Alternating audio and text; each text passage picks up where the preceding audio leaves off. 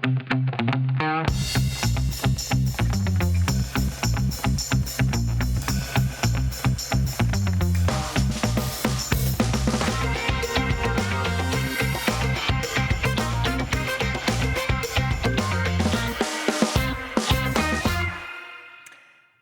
à toutes et à tous et bienvenue sur le plateau du Buzz TV. Je suis ravie de vous accueillir pour cette nouvelle semaine qui débute. Damien Canivez est à mes côtés aujourd'hui. Salut Sarah. Bonjour, ça va bien ? Bah ouais, super. Bon week-end ? Bah oui, je suis content d'être là. J'ai voyagé, pardon. On travaille un jour férié. Oui, j'ai voyagé, c'est comme ça. Notre invitée du jour est une chroniqueuse que vous avez découverte chez Sophie Davant. C'était dans C'est au programme à l'époque, c'est devenu culte depuis. Elle officie désormais chez Cyril Hanouna tous les soirs. Daniel Moreau est avec nous aujourd'hui. Bonjour Daniel. Bonjour à tous les deux. Ah bah, sachant que c'est Daniel, je suis content d'être là. Ouais. Ah, ça y est, ça a remonté le moral là. Tous les jours ou presque, on vous retrouve autour de la table de Touche pas à mon poste sur C8. Alors on a regardé avec Damien, vous apparaissez depuis 2017 dans le programme, ça fait un moment, mais il y a eu une pause, une longue pause entre deux. Et là, on a le sentiment que vous faites vraiment partie des piliers. Alors déjà, pourquoi il y a eu cette pause ? Qu'est-ce qui s'est passé ? Alors il y a eu cette pause parce que j'étais à France 2 et que j'ai fait quelques émissions en fin de saison. Et puis après, voilà, c'est vrai que c'était un peu bizarre d'apparaître aussi régulièrement à France 2, enfin sur France 2 et sur C8. Donc on m'a demandé d'arrêter. Et puis ensuite, j'ai quitté France 2 tout à fait pour autre chose, mais en tout cas, et en très bon terme, moi je garde un souvenir génial de, ça s'était bien de mes passé, 19 ans. Vos anciens collègues de Télématin, ça s'était bien passé. En fait, ça a été cette période-là, mais alors moi pas du tout. Non, c'est au programme, c'était beaucoup plus serein et c'était vraiment pour convenance personnelle, on va dire. Voilà, mais vraiment, je garde un souvenir, comme vous dites, de cette émission culte, c'est au programme. Très bon souvenir.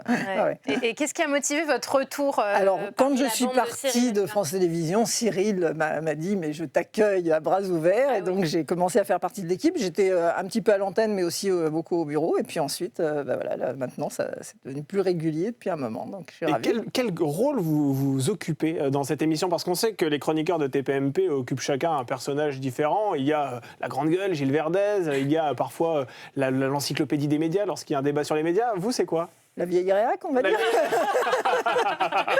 Mais j'assume parce que réac, c'est être en réaction. Et moi, je suis en réaction contre plein de choses. Donc, j'assume tout à fait. La vieille, bon, voilà, c'est parce que je suis la plus vieille des filles, on va dire. Donc, à 35 ans, ça va. oui, voilà. Mais je suis très jeune d'esprit. Donc, voilà, Cyril en joue et ça ne me dérange pas du tout. Et puis, oui, non, c'est vrai que je suis plutôt... je râle contre beaucoup de choses. Donc, je suis aussi une râleuse, je suis une vieille fille assumée, célibataire, toujours en recherche. L'annonce est passée. Donc voilà, j'ai plusieurs casquettes, vous voyez, mon personnage est multicasquette. On va en parler, mais juste, vous connaissez depuis quand Cyril Hanouna ? Vous vous souvenez de la toute première rencontre ? Alors oui, la toute première rencontre, en fait, c'était, je rentrais dans un restaurant, il en sortait, et il me dit « il faut que je te fasse venir un jour à TPMP parce que tu me faisais rire dans une émission », alors que je pense lui seul a vu, parce que je ne sais même plus du titre d'ailleurs, c'était une émission sur les médias, et qui était l'après-midi en quotidienne sur France 3, et elle a été supprimée au moment où Jean-Luc Delarue est arrivé en quotidienne sur France 2, donc vous voyez, ça date, ça remonte. Et c'était une époque où je pense que Cyril était un petit peu libre, pas trop occupé, et il regardait la télé l'après-midi, et voilà, il avait ce souvenir-là, et il m'a fait venir juste pour un one-shot, donc moi, si vous voulez, je n'avais aucune pression, j'étais à France 2, à CDI, je savais très bien... C'était au moment de France 4, en fait. C'était en 2016. Enfin, c'est assez récent. Je pensais que vous le connaissiez. C'est quand j'ai commencé en fait. On se connaissait. Enfin, moi évidemment, je savais qui il était et lui aussi apparemment. Ce que j'ai découvert cette peur dans ce sas de restaurant. C'est comme ça que j'ai été embauchée. En tout cas, donc j'ai fait une première émission en roue libre parce que moi j'étais la midinette qui venait parce que je regardais beaucoup l'émission. Donc je découvrais tout. Gilles Verdez, c'est vrai qu'il a un grand nez. Enfin, j'étais vraiment la midinette de base. Donc j'étais mais tellement cool que du coup je me suis lâchée parce que je me disais profite de ce moment parce qu'il sera unique. Et apparemment, donc ça a plu à pas mal de gens et il m'a demandé de revenir. Donc c'est vraiment, en fait, c'était comme une audition, mais sans le savoir. Donc on a une pression quand on passe un casting et tout ça. Là, j'avais pas de pression. J'étais invitée dans mon émission préférée, point barre. Et puis ça a duré et ça dure depuis. Et ça dure depuis. On va en parler, Daniel, dans l'interview du Buzz TV, juste après les news médias de Damien Canivez.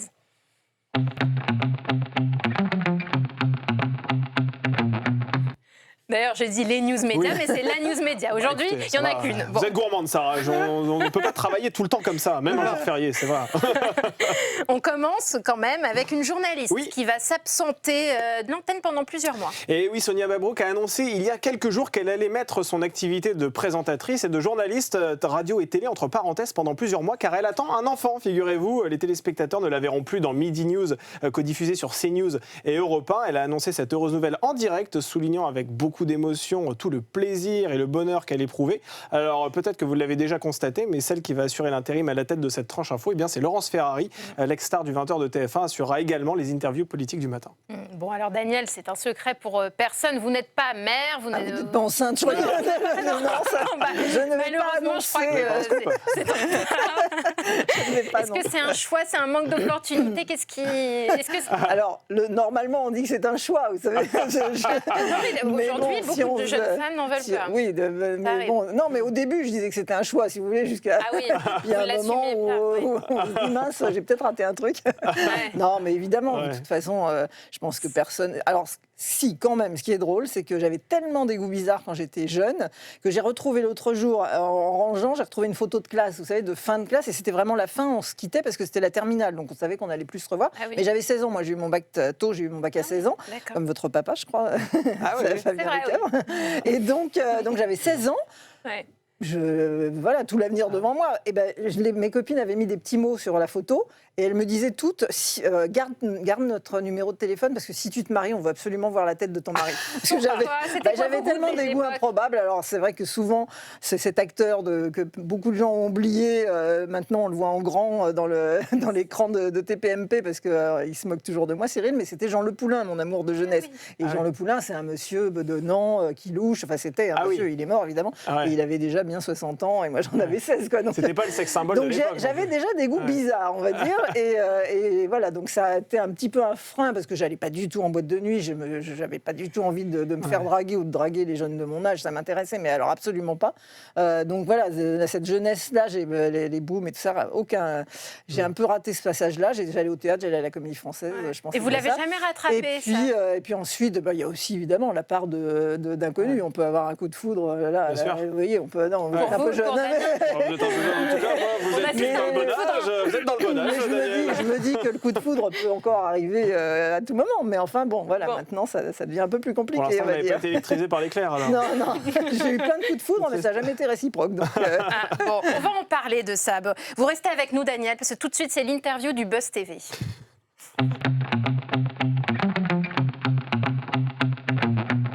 Donc je le disais, Daniel Moreau, vous êtes chroniqueuse récurrente de Touche pas à mon poste sur C8. Alors lundi dernier, sur notre site TV Mag, on a lancé un sondage pour savoir quel est le chroniqueur préféré des téléspectateurs. Donc on attend les résultats, tout le monde peut voter, nos lecteurs, les internautes, les fans de TPMP évidemment.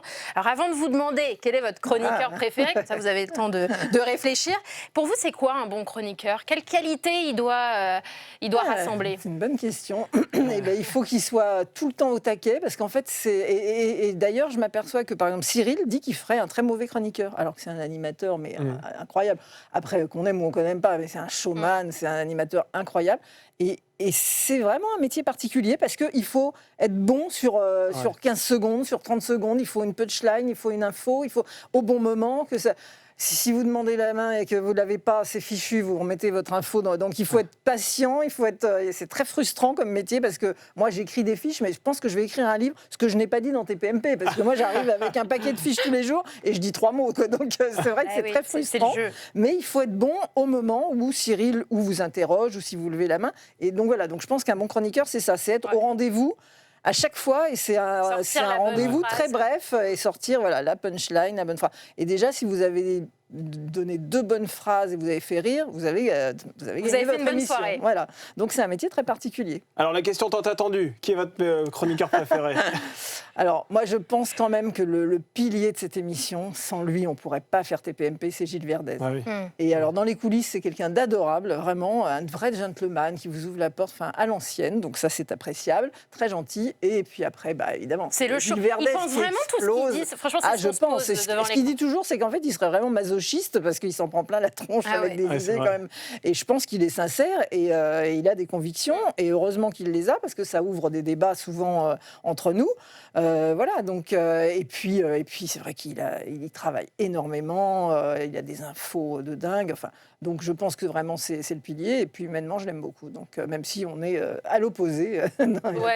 Mais c'est ça qui est génial, c'est que des fois on continue à s'engueuler en coulisses quand l'émission est terminée, sur les thèmes de débat, mais ça n'empêche pas qu'on s'aime beaucoup, quoi. C'est comme en famille, quand il y a un vieil oncle communiste, et puis la tante est plutôt un peu de droite, et puis ça s'engueule, mais ça n'empêche que... Voilà, Et celui que vous aimez le moins, le ou la chroniqueuse que...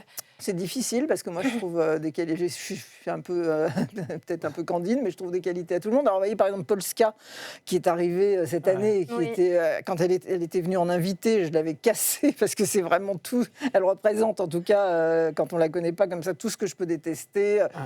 Toute refaite à 25 ans, enfin, mais sauf qu'elle assume.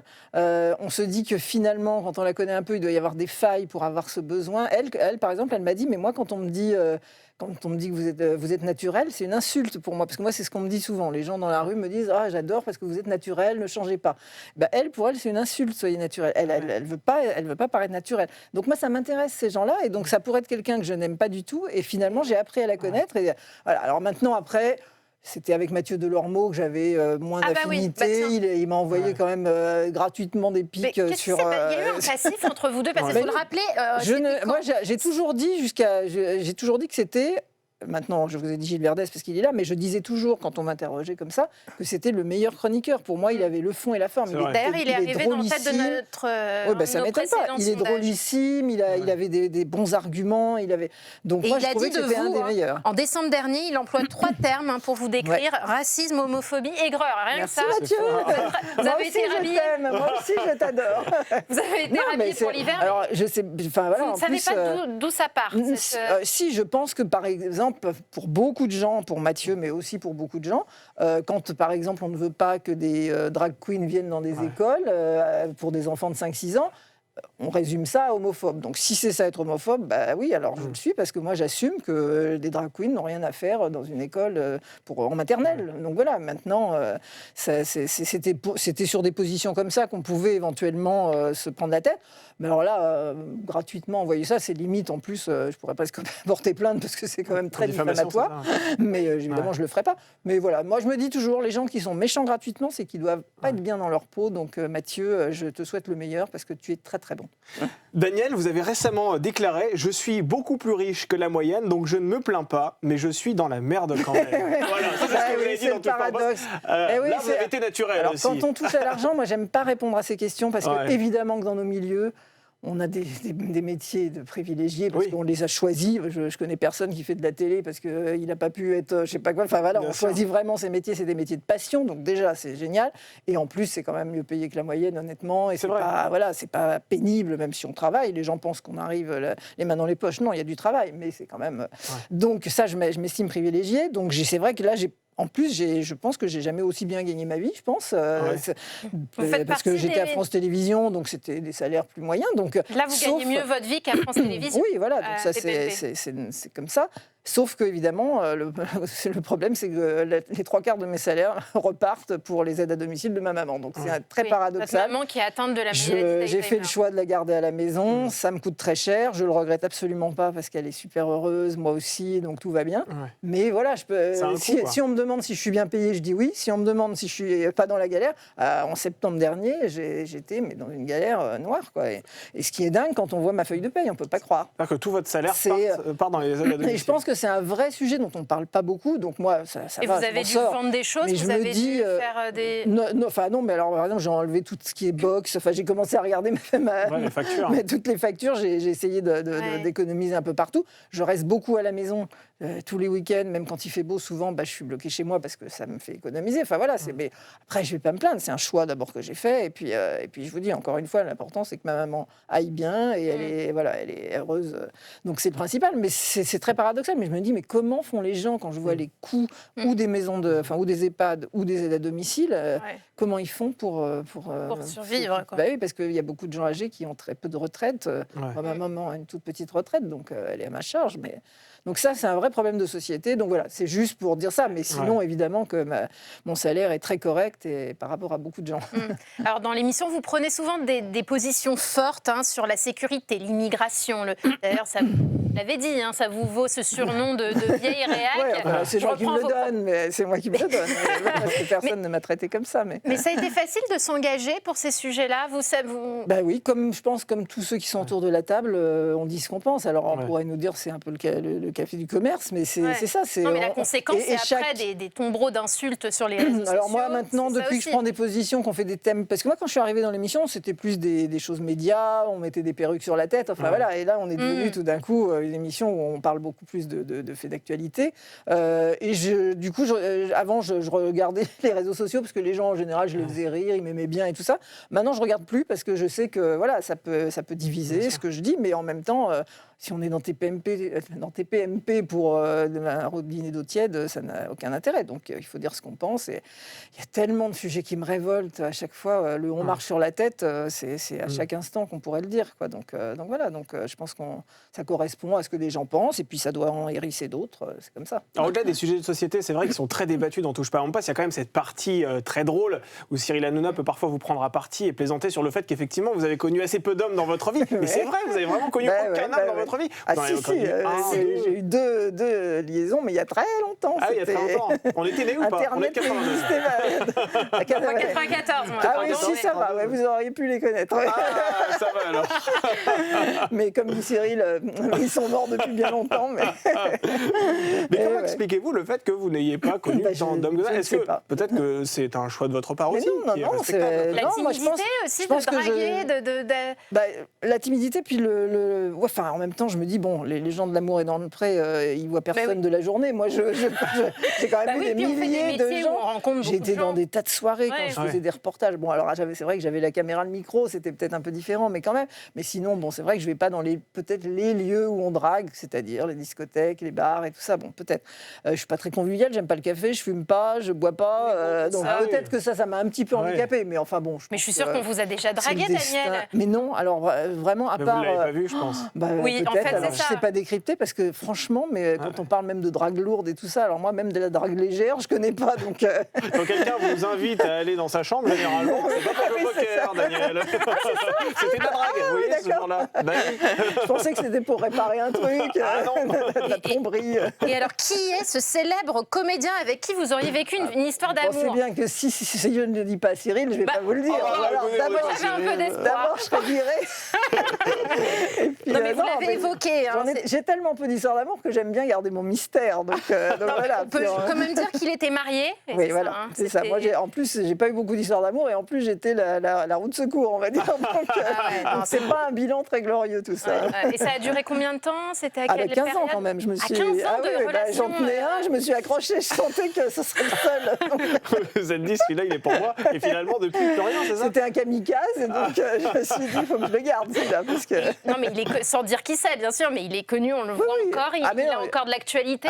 Il a une actualité au Père-Lachaise, ou je sais pas où, parce qu'il est mort maintenant. Donc, vous pourriez le dire, parce que maintenant il y a prescription, non? Ah non, parce qu'il y a des descendants.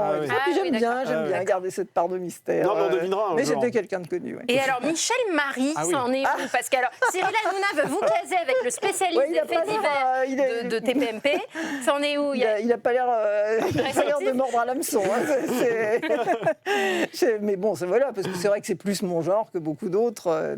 Mais il vous plaît? Oui, il est pas mal. Il est beau gosse maintenant, en plus. Depuis qu'il fait de la télé régulièrement. Et Gilles Verdez, vous avez appris à mieux le connaître aussi?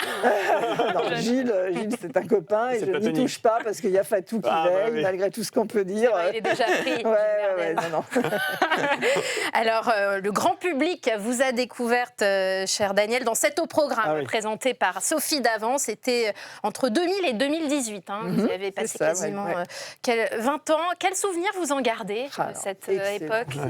C'était vraiment, mais faire une émission tous les matins, on a été longtemps en direct, vers la fin on n'y était plus, mais tous les matins en direct. Savoir qu'on va accueillir Jean d'Ormesson, qu'on va accueillir Fabrice Lucchini. Ouais, tout le monde est passé par l'émission. C'était mais c'était vraiment royal. Moi, au début, je suis rentrée dans cette émission comme programmatrice. Pour les gens qui ne savent pas, je m'occupais des invités culture de l'émission, je les bookais, et je les accueillais, enfin voilà. Donc ça, j'adorais. Et puis, William Lémergie, qui était le producteur de l'émission, voyait que je faisais rire tout le bureau, puis que j'étais quand même très atypique, et il m'a dit, mais je veux absolument mettre votre personnage à l'antenne. Et moi, je ne voulais pas faire d'antenne. Pendant 2 ans, je lui ai dit, ah non, mais moi, je suis trop timide, j'aurais peur. Et puis, comme il y avait un casting de chroniqueurs chaque fin de saison, ils insistaient tellement, je dis bon, je vais passer votre casting, vous allez voir que je suis nulle, et comme ça, on sera tranquille. Et puis finalement, ils m'ont dit, mais non, t'es pas si mauvaise que ça. Et voilà, et donc j'ai fait de l'antenne, mais moi, c'était pas du tout mon rêve. Alors vraiment, hasard, en fait, moi, c'était servir un café à un invité, c'était déjà, j'étais au summum de ma carrière. Moi, c'était mon ambition, elle s'arrêtait là. Donc jamais, j'étais pas une animatrice rentrée ou une chroniqueuse rentrée, j'étais programmatrice, c'était le métier qui m'allait très bien. Et d'ailleurs, j'ai continué à être programmatrice, même en faisant l'antenne à ces programmes. Ah d'accord. J'avais les 2 casquettes, Mais c'est vrai que le service public est très critiqué. Vous l'avez connu, vous l'avez vécu de l'intérieur, ce service public à France Télévisions. Est-ce que vous pensez, comme beaucoup, qu'aujourd'hui, France Télévisions penche un peu trop à gauche ? Alors ça, moi, France Inter, j'aurais tendance à dire oui. France 2, peut-être, France Télévisions, je regarde peut-être pas assez pour dire ça. C'est pas l'impression que j'ai. Et puis surtout, c'est quand même, c'est une belle maison, France Télévisions, on va pas se mentir. On est très protégés. J'avais l'impression, avec mon CDI en plus, j'avais l'impression d'être dans invirable, c'est aussi. Non, mais c'était. En fait, ce qu'il y a, c'est que c'était un peu un État dans l'État. Donc c'est vrai que quand je dis France Télévisions, c'est plus. C'est au programme Télématin, c'était William Lémergie qui était vraiment le patron de ces 2 émissions-là. Et on s'est aperçu l'année, parce que je suis restée 1 an de plus que lui quand il est parti à C8, on s'est aperçu que c'était vraiment notre papa. Alors, très, très exigeant, très dur parfois, comme des papas très sévères. Enfin, voilà, il avait cette réputation-là. Et en même temps, mais qu'est-ce qu'on l'a regretté, parce qu'il nous protégeait quand même. Et puis voilà, puis il était drôliste. Vous regardez encore ? Est-ce que c'est devenu ? Non, je vous avoue que en fait, je me lève beaucoup plus tard que ça. Je me lève tard. Je regarde plus, mais j'ai des copains encore là-bas et qui maintenant, ça y est, ça s'est stabilisé. Ils sont heureux. Ce sont des belles émissions, de toute façon, quand même. Donc. Alors, comme c'est la première fois qu'on vous reçoit sur le plateau du Buzz TV, Daniel. Moi, je voulais vous faire un petit quiz, le meilleur et pour le pire. C'est le grand retour de ce jeu sur le plateau. Ça, on ne l'avait pas vu depuis 2 ans, mais j'ai dit pour la venue de Daniel Moreau, on va le ressortir du placard. Tout d'abord, votre meilleur souvenir de carrière, Daniel. Alors, c'est tellement difficile parce que j'ai reçu tellement de gens formidables. Donc, en fait, je vais dire le meilleur souvenir, mais vraiment le moment où j'ai cru halluciner, c'est qu'en fait, moi, j'étais à Europe 1, je séchais les cours en terminale pour aller assister aux émissions en public. J'ai été candidate à Europe 1, j'adorais, c'était ma radio. Vous êtes une fan des médias de la télé, en fait, moi, je ne savais pas comment... En fait, quand j'écoutais mon transistor, je disais, bon, j'arriverai jamais à rentrer dans le transistor, j'en rêvais, mais je connais personne, comment ça marche, quoi. Et puis, un jour, j'ai appris qu'on pouvait assister aux émissions. Donc là, j'y étais et je voyais des gens, je me disais, tiens, il y a des filles comme moi, elles ont 2 bras, 2 jambes, et elles font ce métier, donc ça doit être possible. Donc, mais j'étais tellement timide. C'est ma mère qui a demandé aux filles qui travaillaient là, qui tenaient le micro, qui étaient au standard, comment on fait pour rentrer dans ça. C'est ma mère, parce que j'aurais même pas osé demander, vous voyez. Donc, et le jour, en fait, voilà, le meilleur souvenir, c'est le jour où j'ai monté les marches à Europe 1. Là, il y avait quelques marches rue François 1er. Pour aller, j'étais standardiste, c'était pas un grand, mais je montais ça et j'étais professionnelle, j'étais de l'autre côté, quoi. J'étais plus dans le public, j'étais payée, là je touchais du doigt mon rêve. Donc finalement, c'est peut-être le moment vraiment où je me suis dit, bon, c'est peut-être possible, je sais pas combien de temps ça va durer, mais là ça y est, je suis dans Europe 1, je suis pas la fille qui regarde ou qui écoute. Donc voilà, donc c'est... Parce qu'il y en a plein des bons souvenirs, mais ça, c'est un moment fort pour moi. Parce que d'être passé, vous savez, quand il faut sauter une barrière, elle était haute. Elle me semblait haute, cette barrière. Et votre pire souvenir, maintenant ? Alors là, c'est vrai que, je ne sais pas, on parle beaucoup de trous, de creux de la vague dans le métier. Alors, j'en ai eu un concret, c'est quand ils m'ont fait une blague et je suis tombée dans un trou à TPMP. Mais un trou où j'ai disparu. C'est-à-dire que vraiment, le trou était... vous êtes sorti d'un taxi, je crois, non, c'est ça, ou Non, en fait, soi-disant, on devait aller faire je sais pas quoi, ils nous avaient emmenés, mais au bout du monde, on était en là-bas parce que je me souviens plus. Enfin, ils nous avaient fait toute une mise en scène, on se doutait de rien, et en fait, le but ultime, c'était de nous faire chacun tomber dans le trou. Sauf que Benjamin Castaldi, qui animait l'émission, trouvait que c'était pas assez drôle parce que le trou était pas assez profond, et ils l'ont creusé plus profond juste avant moi. Et donc, alors l'image est folle. C'est d'ailleurs que vous me voyez vraiment disparaître dans un trou. Donc ça, et puis et aussi la blague que j'ai vraiment, je m'en veux maintenant parce que si j'avais pensé une seconde que c'était une caméra cachée, je pense que j'aurais déconné, j'aurais fait du 2e degré et tout ça, parce que c'est Jean-Michel Maire qui m'a piégé, qui m'a emmené sur une péniche échangiste. Et c'est-à-dire que qu'est-ce qui s'est passé je venais d'arriver à TPMP, je savais pas qu'il y avait des caméras cachées, et donc c'était tout début. Cyril me dit tiens, avec Jean-Michel Maire, ça pourrait peut-être matcher entre vous. Donc déjà, il essayait de me caser à l'époque. Et allez, vous partez de l'émission tous les deux, vous allez prendre un verre pour mieux vous connaître. Et là, moi, je me dis, bon, je vais rentrer chez moi, c'est de la blague, quoi. Et Jean-Michel me dit, il a super bien joué son rôle. Et il dit, ah non, quand Cyril dit quelque chose, il faut le faire, il faut qu'on y aille. On va prendre un verre en vitesse, et puis après, tu rentres chez toi. Et là, il m'emmène sur cette péniche, et là, je vois tous les gens se déshabiller autour de moi. Et comme j'ai pas pensé une seconde que c'était un piège, mais j'étais super mal à l'aise, quoi. Je me disais, mais qu'est-ce que je fous là? Et là, j'ai mal vécu ce moment, et je m'en veux, parce que d'abord, c'était drôle, après à voir. Et puis si j'avais pensé une seconde, j'aurais fait plein de jeux de mots, j'aurais été... Moi, les blagues de cul, j'adore ça. Donc ça ne m'aurait pas gêné. Mais vous aimez ça. J'ai été élevée aux grosses têtes de Philippe Bouvard. Les blagues grévoises, ça y allait. Merci Daniel Moreau, c'est déjà la fin de cette émission. Ça passe vite. Et je rappelle qu'on vous retrouve tous les soirs, ou presque, dans Touche pas à mon poste sur C8, et les après-midi dans Sophie et les copains sur Europe 1. Vous retrouvez... Sur Europe 1, j'ai retrouvé Sophie d'avant, et aussi le dimanche avec William Lémergie, j'ai une petite chronique. Je ne peux pas me passer de mes patrons de France Télévisions, et on s'amuse bien. Voilà, la boucle est bouclée. Merci Damien. Le Buzz TV revient dès demain avec Frédéric Devincel.